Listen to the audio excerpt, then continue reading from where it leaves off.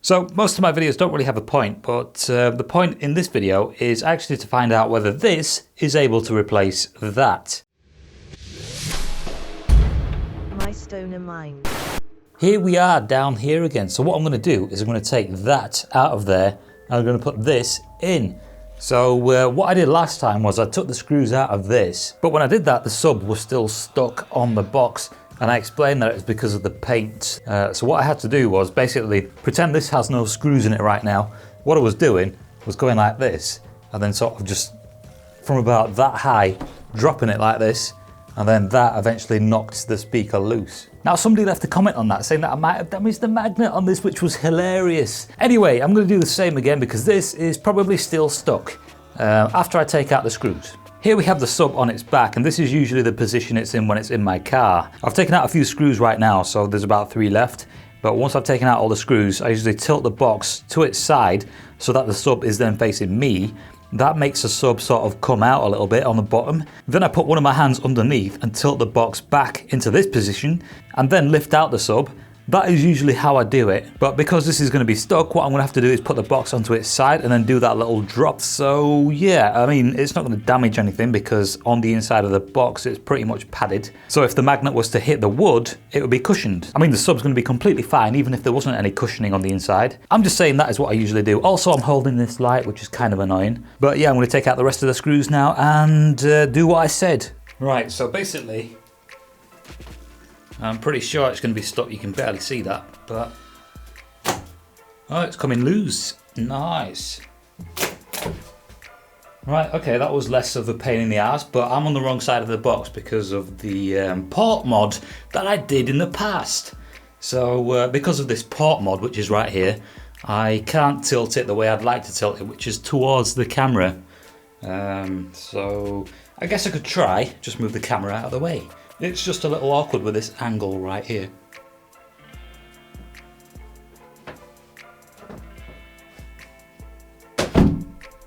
I was going to stick my hand into there just then and lift it out. It's a good job I didn't.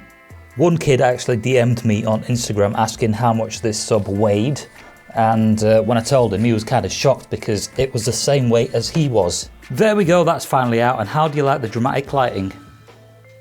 I don't know if you can see that right there, but I accidentally left a bit of a mark on that. Wasn't my fault. I was going to put the light over there rather than having it over there where it is right now.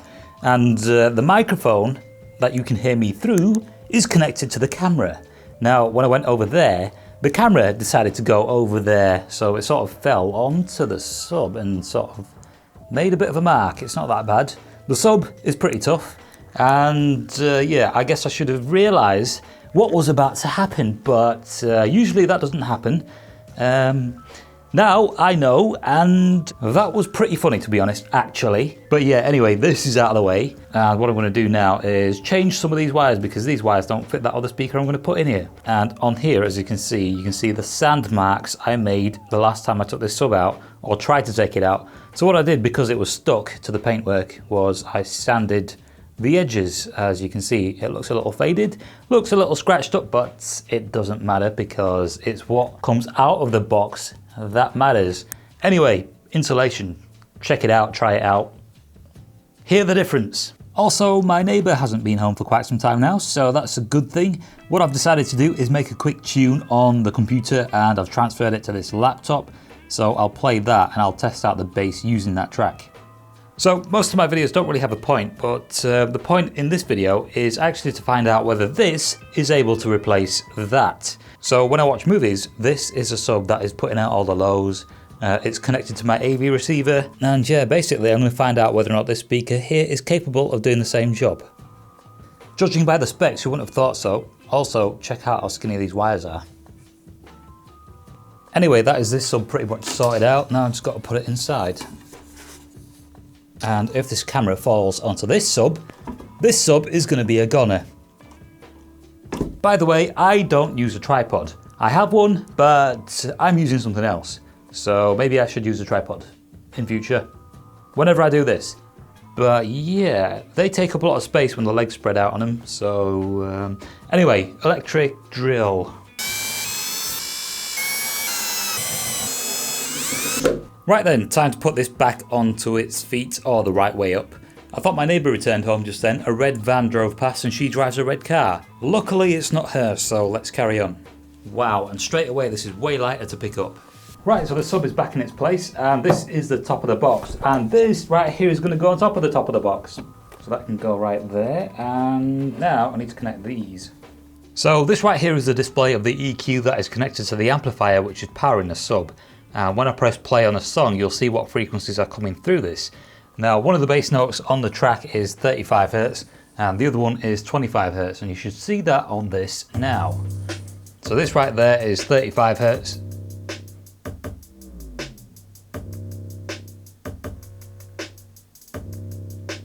And now we have 25.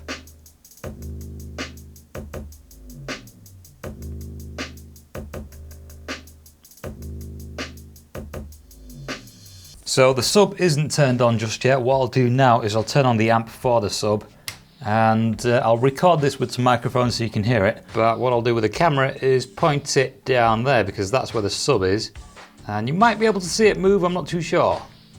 Right, so the neighbour is still out, which is good. Let's see how well this speaker does being used as a sub.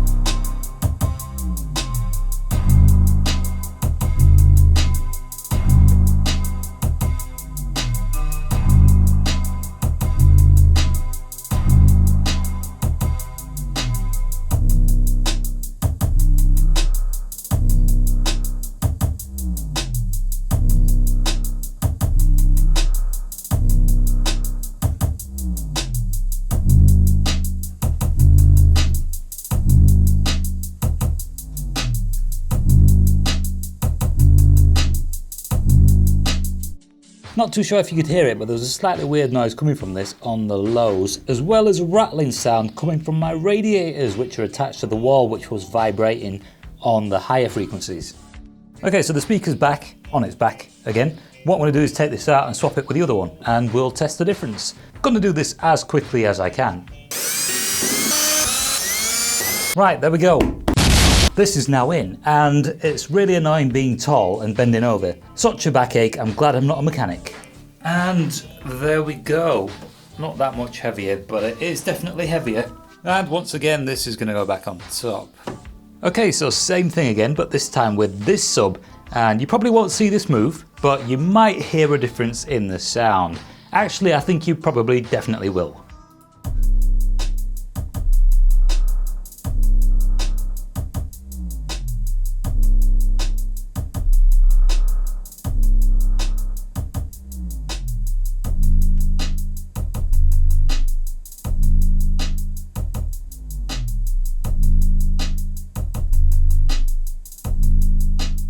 Alright, so seeing as though the neighbour's still out, what I'll do is I'll turn it up to the volume that the other sub was playing at. This was actually playing at a slightly lower volume.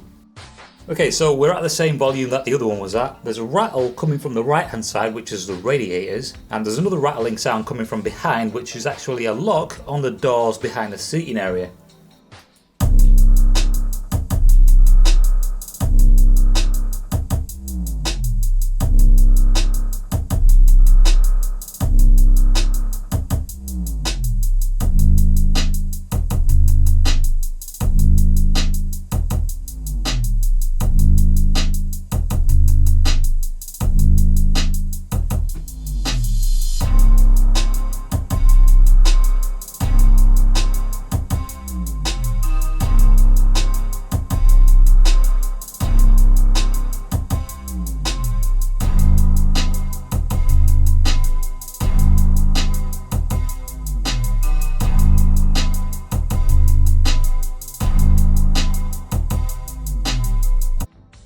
Okay, so just in case you're wondering, this is what it sounds like without the sub.